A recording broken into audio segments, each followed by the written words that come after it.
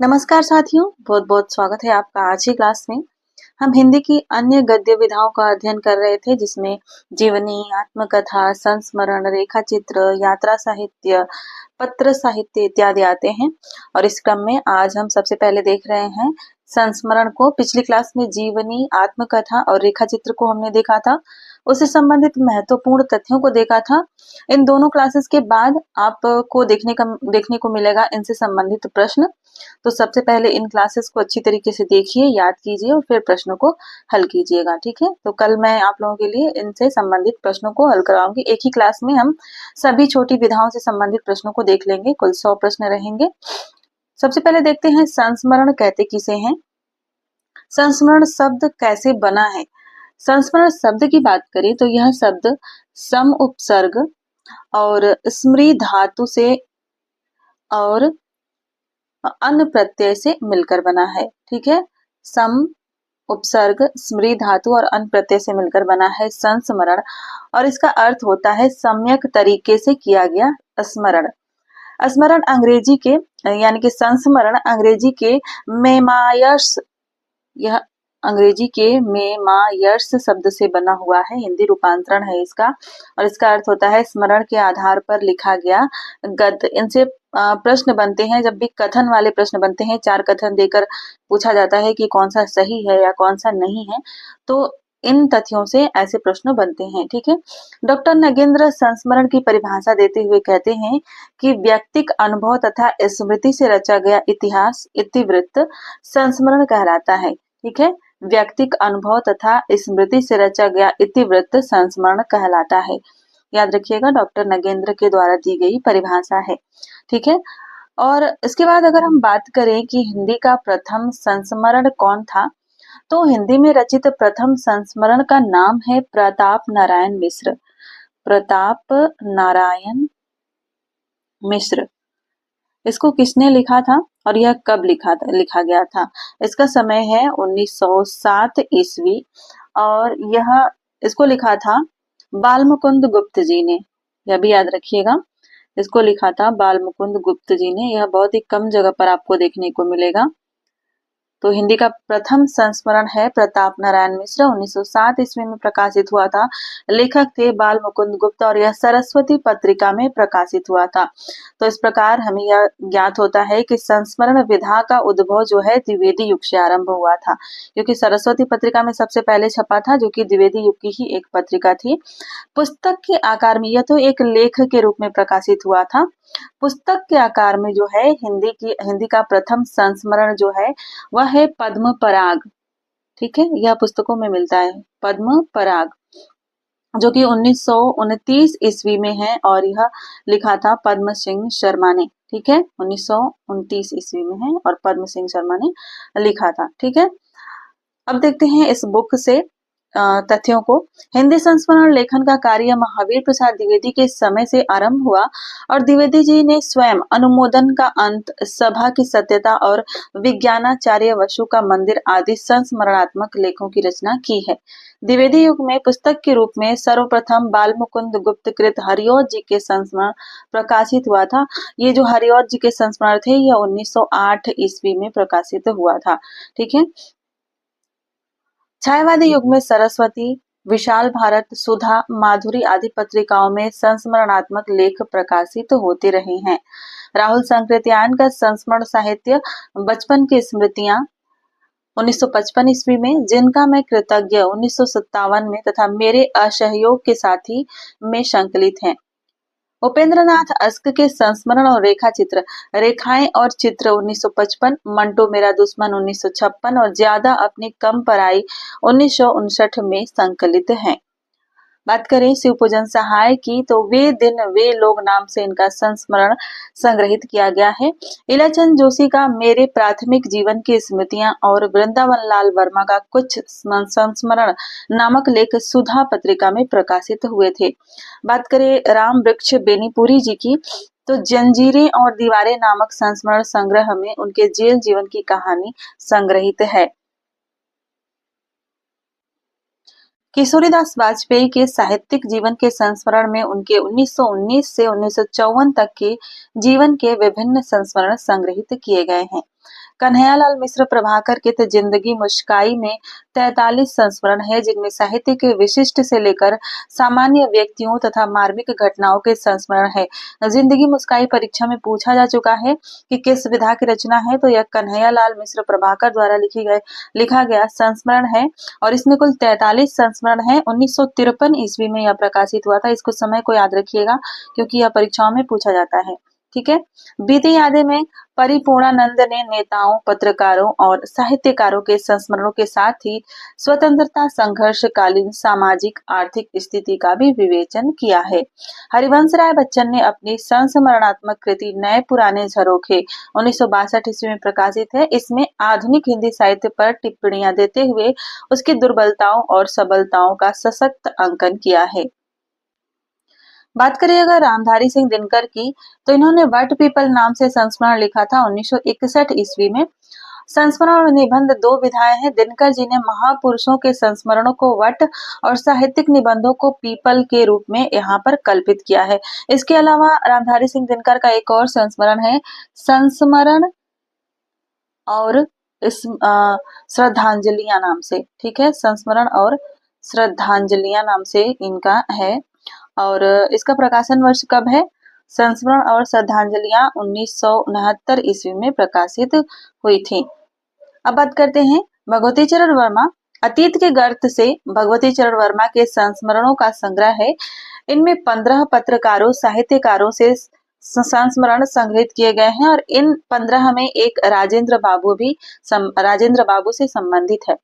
रामेश्वर शुक्ल अंचल कृत युग पुरुष संस्मरण संग्रह है और इसमें निराला, माखनलाल चतुर्वेदी, प्रेमचंद, गया प्रसाद शुक्ल सनेही, पुरुषोत्तम दास टंडन, बालकृष्ण शर्मा नवीन, भगवती प्रसाद वाजपेयी, भुवनेश्वर, केशव पाठक, हजारी प्रसाद द्विवेदी, हितैषी जी, ब्रजकिशोर चतुर्वेदी और सियाराम शरण गुप्त संबंधी संस्मरण संग्रहित किए गए हैं। विष्णु प्रभाकर ने अपने संस्मरण संग्रह सृजन के हेतु में 15 लेखकों उमाशंकर जोशी, इंद्र विद्या वाचस्पति, वियोगी हरि, अमृतलाल नागर, कन्हैयालाल मिश्र प्रभाकर, रामवृक्ष बेनीपुरी, अज्ञेय, रावी, सर्वेश्वर, सुदर्शन, सोमदत्त, शांतिप्रिय द्विवेदी, ऋषभ चरण जैन, वृंदावन लाल वर्मा और राम नारायण उपाध्याय को याद किया है। तो सृजन के हेतु में कितने संस्मरण हैं? 15 लेखकों के संस्मरण हैं। भारत भूषण कृत लीक अलीक, इसकी विधा पूछी जाती है, 1980 ईस्वी में है। और डॉक्टर रामकुमार वर्मा कृत संस्मरणों के सुमन 1982 में। विष्णु प्रभाकर कृत मेरे अग्रज मेरे मित्र 1983, फणीश्वर नाथ रेणु कृत वन तुलसी की गंध 1984 तथा भगवती शरण सिंह कृत रस गगन की गुफा में 1986 संस्मरण साहित्य की उल्लेखनीय कृतियां हैं और ये मोस्ट इंपॉर्टेंट है, यहाँ से प्रश्न पूछे जाते हैं। याद हो कि न याद हो काशीनाथ सिंह की बहुचर्चित संस्मरणात्मक कृति है और इसमें हजारी प्रसाद द्विवेदी, त्रिलोचन, नामोर सिंह, राजेंद्र यादव, धूमिल, कमलेश्वर, रविंद्र कालिया और विनय मोहन जैसे साहित्यकारों के व्यक्ति चित्रों के साथ ही बनारस के 80 चौराहों को भी व्यक्तित्व प्रदान किया गया है। अमृत राय कृत जिनकी याद हमेशा रहेगी में Amritlal Nagar, Krishnachandra, Jainendra, Premchand, Nirala, Father Camille Bulcke, Mahadevi Verma, Rangeya Raghav, Rahul Sankrityayan, Sumitra Nandan Pant, Bangla कथाकार लाल बाबू, सुभाष मुखोपाध्याय, उर्दू शायर सुहैल अजीमाबादी, चित्रकार मकबूल फिदा हुसैन और फिल्म निर्माता सत्यजीत राय को याद किया गया है। प्रकाशवती पाल कृत लाहौर से लखनऊ तक कथाकार यशपाल के जीवन संघर्षों का संस्मरणात्मक दस्तावेज है। ये पूछा जा सकता है कि लाहौर से लखनऊ तक किसके संस्मरण है, तो यह यशपाल के जीवन से संबंधित संस्मरण है जिसको प्रकाशवती पाल ने लिखा है। लौट आओ धार कवि कथाकार दूधनाथ सिंह के घर से चुपचाप निकलकर इलाहाबाद आने, असहाय भटकने, बीमार होने से लेकर विश्वविद्यालय के अध्यापक और प्रतिष्ठित रचनाकार होने तक के संस्मरणात्मक संघर्ष की गाथा है लौट आओ धार में, याद रखिएगा। रविंद्र कालिया कृत सृजन के सहयात्री में अस्क, अमरकांत, मोहन राकेश, ज्ञान रंजन, गिरिराज किशोर, यात्री, ममता कालिया, गंगा प्रसाद विमल, दूधनाथ सिंह, कुमार विकल, श्रीलाल शुक्ल, मार्कंडे और कमलेश्वर से संबंधी संस्मरण हैं। सर्वेश्वर दयाल सक्सेना ने मानवीय करुणा की दिव्य चमक में फादर कामिल बुल्के को याद किया है। सर्वेश्वर का फादर बुल्के से अंतरंग संबंध था, इसकी झलक हमें इस संस्मरण में देखने को मिलती है। कृष्णा सोबती ने हम हसमत लिखकर संस्मरण विधा को एक नया आयाम दिया। इसमें नामवर सिंह, अशोक वाजपेयी, अस्क अज्ञेय, श्रीकांत वर्मा, नेमीचंद जैन, शहादत भाषण मंटो, उमाशंकर जोशी, सत्येंद्र कुमार, मंजूर एहतेसाम, सौमित्र, स्वदेश दीपक, बलवंत सिंह, राजेंद्र सिंह वेदी, प्रयाग शुक्ल, नासिर शर्मा, कन्हैयालाल नंदन आदि को याद किया गया है। इम्पोर्टेंट है, पूछा जा सकता है। विद्या निवास मिश्र कृत चिड़िया रैन बसेरा, श्री राम शर्मा कृत सेवाराम ग्राम की डायरी, सन 42 के संस्मरण, हजारी प्रसाद द्विवेदी कृत मृत्युंजय रविंद्र, भगवत शरण उपाध्याय कृत मैंने देखा, अज्ञेय कृत आत्मनेपद अरे यायावर रहेगा याद, जैनेन्द्र कृत गांधी कुछ स्मृतियां, जगदीश चंद माथुर कृत 10 तस्वीरें जिन्होंने जीना जाना, ओंकार शरद कृत लंका महाराजिन और हरिभाऊ उपाध्याय कृत मेरे हृदय देव हिंदी के महत्वपूर्ण संस्मरण हैं। ताकि देश में नमक रहे 2014 में है, मोस्ट इंपॉर्टेंट है। ठीक है, एक असिस्टेंट प्रोफेसर की परीक्षा में अब पूछा जा चुका है। इसमें असगर वजाहत के लेख और संस्मरण हैं और इसमें लेखक के इंतजार हुसैन, कुर्तुलेन हैदर, नेमीचंद जैन, ब्रजेश्वर मदान, सहरयार, प्रमोद जोशी, फैज मजाज लखनवी, राजेंद्र यादव इत्यादि संबंधी संस्मरण हैं।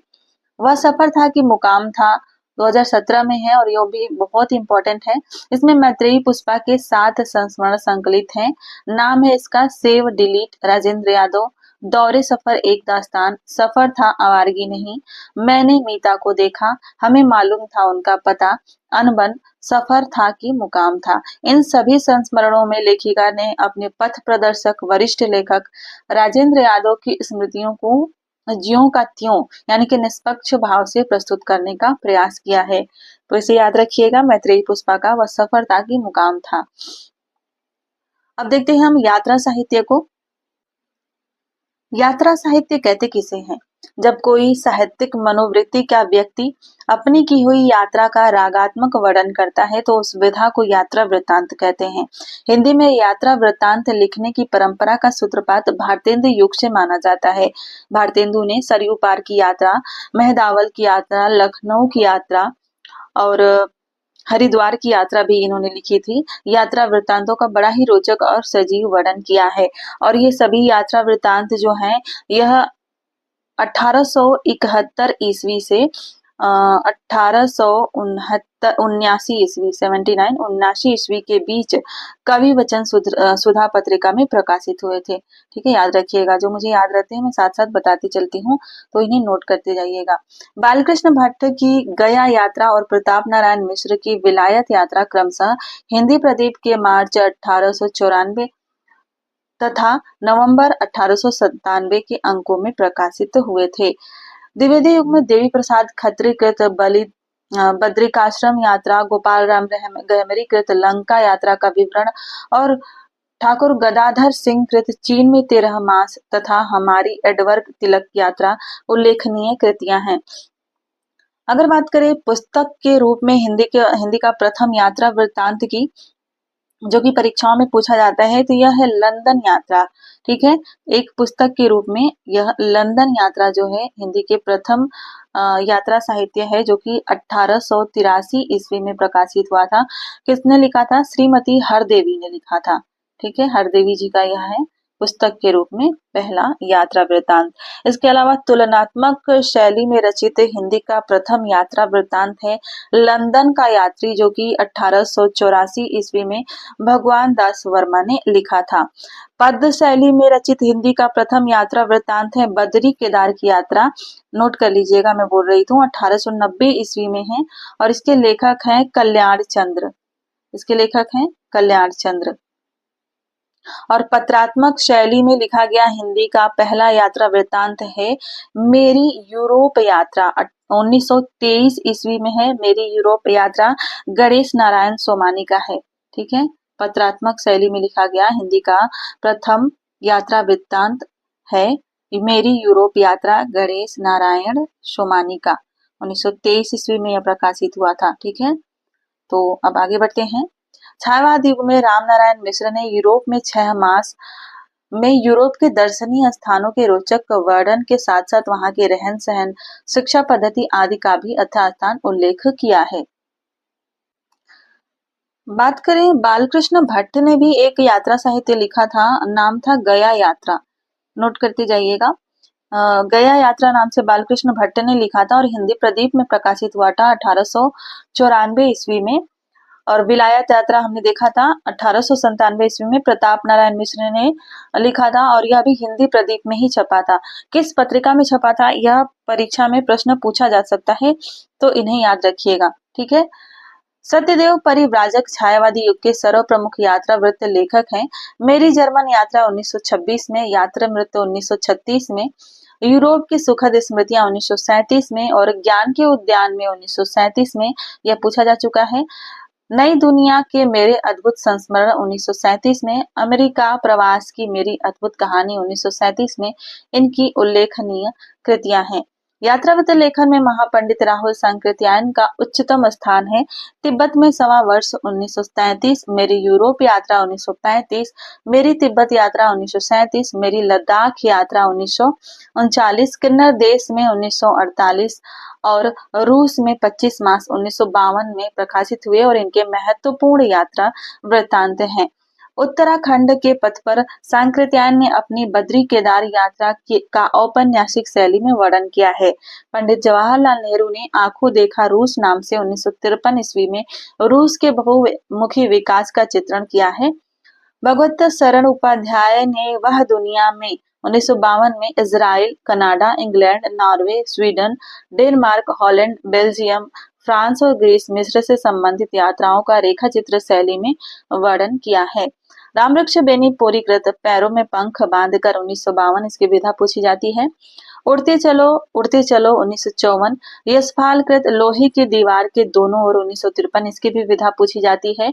और अज्ञेयकृत अरे यायावर रहेगा याद 1953, एक बूंद सहसा उछली 1960, भगवत शरण उपाध्याय कृत कलकत्ता से पेकिंग 1955, सागर की लहरों पर 1959 और प्रभाकर माचवे कृत गोरी नजरों में हम, यह भी पूछा जाता है किस विधा की रचना है। 1964 में यात्रा साहित्य की अत्यंत महत्वपूर्ण कृतियां हैं। तो यह पूरा पैराग्राफ बहुत ही महत्वपूर्ण है, इसे याद कर लीजिएगा। रामधारी सिंह दिनकर कृत देश विदेश 1957 में तथा मेरी यात्राएं 1970 ईस्वी में प्रकाशित हुए। विष्णु प्रभाकर ने हंसते निर्झर दहकती भट्टी 1966 में देश विदेश से संबंधित 21 यात्रा वृत्तों को संकलित किया है। कितने यात्रा वृत्त हैं? 21 यात्रा वृत्त हैं। आगे बढ़ते हैं। अप्रवासी की यात्राएं में डॉक्टर नगेंद्र ने जापान, अमेरिका, यूरोप आदि देशों के शैक्षिक जीवन का चित्रण किया है। अमेरिकी विश्वविद्यालयों में हिंदी इस यात्रा वृत्त का सर्वाधिक ज्ञानवर्धक प्रकरण है। कश्मीर रात के बाद यात्रा वृत्त में कमलेश्वर ने कश्मीर की जनता के दुख दर्द और उनकी मानसिकता को ईमानदारी से चित्रित किया है। मोहन राकेश कृत आखिरी चट्टान तक 1953 ईस्वी में सृजनात्मक यात्रा वृत्त है। कन्हैयालाल मणिकलाल मुंशी कृत सूर्योदय का देश में जापान यात्रा का वर्णन किया गया है। पूछा जा सकता है कि किसका वर्णन है। यातना शिविर में हिमांशु जोशी ने अंडमान निकोबार की सेल्यूलर जेल की कथा लिखी है, जिसमें भारतीय क्रांतिवीरों को रखकर उन्हें अनेक प्रकार की पाशविक यातनाएं दी जाती थी। नरेश मेहता कृत कितना अकेला आकाश में युगोस्लाविया और अन्य यूरोपीय देशों की मानसिकता का बड़ा मार्मिक और प्रभावशाली चित्रण किया गया है। कमलेश्वर कृत आंखों देखा पाकिस्तान में स्थानों, दृश्यों और परिस्थितियों के वर्णन के साथ ही जो निष्कर्ष प्रस्तुत किए गए हैं वे पाठकों को बहुत प्रभावित करते हैं। क्या हाल है चीन के में मनोहर श्याम जोशी ने चीन के दो मुहे कूटनीतिक चरित्र की असलियत का पर्दाफाश किया है। मनोहर श्याम जोशी ने पश्चिमी जर्मनी पर उड़ती नजर में पश्चिमी जर्मनी के प्राकृतिक सौंदर्य के साथ ही वहां के लोगों के रहन सहन, उनकी सोच और जीवन शैली का यथार्थ चित्रण किया है। अब बात कर लेते हैं रिपोर्ताज की। रिपोर्ताज शब्द की बात करें तो यह एक फ्रांसीसी भाषा का शब्द है और फ्रांस में यह शब्द अंग्रेजी के रिपोर्ट शब्द के आधार पर द्वितीय विश्व युद्ध के समय बनाया गया था। ठीक है, तो याद रखिएगा कि यह फ्रांसीसी भाषा का शब्द है, लेकिन फ्रांस में यह अंग्रेजी भाषा के रिपोर्ट शब्द का रूपांतरण था। रिपोर्टाज गद्य की अत्याधुनिक विधा है और इसका विकास सन 1936 ईस्वी के द्वितीय विश्व युद्ध के समय पाश्चात्य प्रभाव से हुआ था। रिपोर्टाज में लेखक किसी घटना का विवरण साहित्यिक शैली में इस प्रकार प्रस्तुत करता है कि जिसे पढ़कर पाठक भाव विभोर हो जाता है। हिंदी में रिपोर्टाज विधा के जनक शिवदान सिंह चौहान माने जाते हैं और इनका प्रथम रिपोर्टाज लक्ष्मीपुरा जो कि रूपाभ पत्रिका में 1938 ईस्वी में प्रकाशित हुआ था। रिपोर्टाज के प्रचार प्रसार में हंस पत्रिका का सर्वाधिक योगदान है। इसी पत्रिका में शिवदान सिंह चौहान ने मौत के खिलाफ जिंदगी की लड़ाई शीर्षक से रिपोर्टाज लिखा, जिसमें स्वतंत्रता पूर्व देश की स्थिति का विवरण है। और यह मौत के खिलाफ जिंदगी की लड़ाई कब प्रकाशित हुआ था? यह 1939 ईस्वी में प्रकाशित हुआ था। हंस पत्रिका में समाचार और विचार तथा अपना देश स्तंभों के अंतर्गत विभिन्न लेखकों के रिपोर्टाज प्रकाशित होते रहे। विशाल भारत में रांगे राघव के रिपोर्टाज अदम्य जीवन शीर्षक से प्रकाशित होते थे। द्वितीय विश्व युद्ध के अंतिम दिनों में भयंकर अकाल पड़ा और महामारी के का प्रकोप भी हुआ। रांगे राघव उस भयानक दृश्य को स्वयं देखने गए थे और वहां उन्होंने क्षुधा पीड़ित अकाल महामारी से मरते हुए नर नारियों और उनकी व्यवस्था का लाभ उठाते शोषक पूंजीपतियों व्यवसायियों के अमानवीय कृत्यों को देखा और उन दृश्यों के मार्मिक एवं हृदय विदारक रिपोर्टाज लिखे जो तूफानों के बीच शीर्षक से प्रकाशित हुए थे। और यह कब प्रकाशित हुआ था? तूफानों के बीच। यह 1946 ईस्वी में प्रकाशित हुआ था। विशाल भारत में और हंस पत्रिका में दोनों में प्रकाशित हुआ था और बाद में संग्रहित किया गया तूफानों के बीच नाम से। प्रकाशन गुप्त के स्वराज्य भवन, अल्मोड़े का बाजार और बंगाल का अकाल आदि उल्लेखनीय रिपोर्टाज हैं। रामनारायण उपाध्याय ने व्यंग्यात्मक शैली में गरीब और अमीर पुस्तकें नामक रिपोर्टाज की रचना की थी। जगदीश चंद्र जैन ने डायरी शैली में रिपोर्टाज लिखे जो पेकिंग की डायरी नाम से प्रकाशित हुए। प्रभाकर जब पाताल गए, प्रभाकर माचवे, कागज की किस्तियां, लक्ष्मीचंद जैन, मैं छोटा नागपुर से हूँ, कामता प्रसाद सिंह, देश की मिट्टी बुलाती है, भनत आनंद, कौत्सायन और युद्ध यात्रा धर्मवीर भारती, प्लाट का मोर्चा शमशेर बहादुर सिंह हिंदी के उल्लेखनीय रिपोर्टाज हैं। इसके अलावा एक एकलव्य के नोट नाम से फणीश्वर नाथ रेणु का भी है। एकलव्य के नोट याद रखिएगा, परीक्षा में एक बार पूछा गया था। एकलव्य के नोट, यह किसका रिपोर्टाज है? यह है रेणु जी का, फणीश्वरनाथ रेणु का, जो कि 1979 ईस्वी में प्रकाशित हुआ था। ठीक है, अब देखते हैं गद्य काव्य। गद्य काव्य गद्य की एक ऐसी विधा है जिसमें कविता जैसी रसमयता, रमणीयता, चित्रात्मकता और संवेदनशीलता होती है। हिंदी में राय कृष्ण दास गद्य काव्य के जनक माने जाते हैं और इन्होंने अनेक आध्यात्मिक गद्य काव्यों की रचना की। गद्य काव्य की सर्वप्रथम रचना राय कृष्ण दास की साधना 1916 ईस्वी में है। साधना, संलाप, प्रवाल, प्रवाह, छायावाद आदि राय कृष्ण दास के मुख्य गद्य काव्य संग्रह हैं। गद्य काव्य रचना की प्रेरणा रविंद्रनाथ टैगोर के गीतांजलि के हिंदी अनुवाद से प्राप्त हुई। गद्य काव्य का क्रमबद्ध लेखन छायावाद युग से आरंभ होता है और छायावाद युग में ही पूर्ण विकास लक्षित होता है। कुछ आलोचकों ने भारतेंदु को ही इस विधा का जनक माना है। प्रेमघन, जगमोहन सिंह आदि भारतेंदु के सहयोगियों की रचनाओं में गद्य काव्य की झलक देखने को मिलती है। ब्रजनंदन सहाय के सौंदर्योपासक को हिंदी का प्रथम गद्य काव्य माना जाता है। राजा राधिका रमण प्रसाद सिंह ने प्रेम लहरी और लक्ष्मी नारायण सिंह सुधांशु ने वियोग नामक गद्य काव्य की रचना की। वियोगी हरि के गद्य गीतों में भक्ति तत्व, राजनारायण मेहरोत्रा के गद्य काव्य में लौकिक प्रेम और माखनलाल चतुर्वेदी के गद्य काव्य में राष्ट्र प्रेम की प्रधानता है। यहाँ से प्रश्न बन सकता है कि किसके काव्य में, गद्य काव्य में किसकी प्रधानता देखने को मिलती है। तरंगिणी, अंतर्नाद, भावना, ठंडे छींटे, श्रद्धा कण और प्रार्थना वियोगी हरि के 6 गद्य काव्य संग्रह हैं। आचार्य चतुरसेन शास्त्री के 4 गद्य काव्य संग्रह हैं। अंतस्थल, मरीखाल की हाय, जवाहर और तरलाग्नि ये प्रकाशित हुए। मरीखाल की हाय तो पूछी जाती है, इसे याद रखिएगा। साहित्य देवता माखनलाल चतुर्वेदी का गद्य काव्य संग्रह है। डॉक्टर रघुवीर सिंह कृत शेष स्मृतियां नामक गद्य काव्य संग्रह में ताजमहल, फतेहपुर सीकरी, आगरा का किला, लाहौर की 3 कब्रें आदि के माध्यम से मुगल शासकों के वैभव और पराभव की करुण कहानी साकार हुई है। किसका वर्णन है, याद रखिएगा। अज्ञेय के गद्य काव्य रचनाएं भग्नदूत नाम से प्रकाशित है और इसमें भाव की अपेक्षा विचारों की प्रधानता है। डॉक्टर रामकुमार वर्मा कृत हिमसार गद्य काव्य संग्रह में कश्मीर के सौंदर्य का चित्रात्मक शैली में चित्रण किया गया है। अब देख लेते हैं पत्र साहित्य। इस विधा को जो भी छोटी छोटी विधाएं हैं इनको इसी क्लास में पूरा करते हैं, फिर सबको मिलाकर एक साथ इन सबके प्रश्नों को देख लेंगे। ठीक है, क्लास को पूरा देखा करिए और अपने दोस्तों के साथ भी शेयर किया कीजिए। पत्र लेखन की परंपरा अत्यंत प्राचीन है। आधुनिक युग में पाश्चात्य प्रभाव के कारण पत्र साहित्य एक नवीन विधा के रूप में प्रचलित है। पत्र लेखन एक आत्मीय वार्तालाप है जो दूरस्थ दो या अनेक व्यक्तियों के समान संवेदनात्मक धरातल पर ला देता है।